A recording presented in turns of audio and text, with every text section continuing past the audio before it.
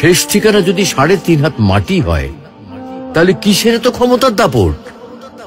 ভোর 5টায় মৃত্যু, সকাল 6টায় জানিয়ে দেওয়া হবে মাইকে, 8টায় শেষ গোসল করানো হবে, 9টায় তোমাকে নতুন কাপড়ে সাজানো হবে, জোহরের নামাজের পরে তোমার আলিশান বাড়ি থেকে বের করে নিয়ে যাওয়া হবে, 2টায় তোমার জানাজার নামাজ পড়ানো হবে, 2:30টায় তোমাকে কবরে নামিয়ে ফেলা হবে।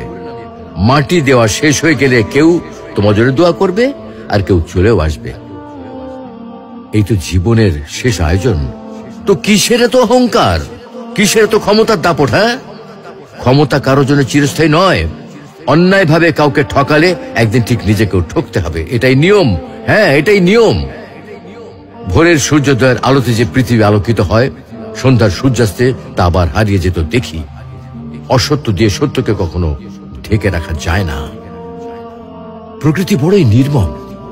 কবে, কখন, কোথায় কার উপর আঘাত হানে তা একমাত্র উপরওয়ালাই ভালো বলতে পারেন। অহংকার আর দাম্ভিকতা পতনের লক্ষণ। তাই অহংকারী না হয়ে সহনশীল হন। ক্ষণস্থায়ী এই দুনিয়ায় কেউ চিরস্থায়ী নয়। এজন্য ভুলে যেতে হবে সব রোগীর স্বপ্ন, ফিরে আসতে হবে রবের দিকে। কারণ শেষ ঠিকানা তো সেই 3.5 হাত মাটি।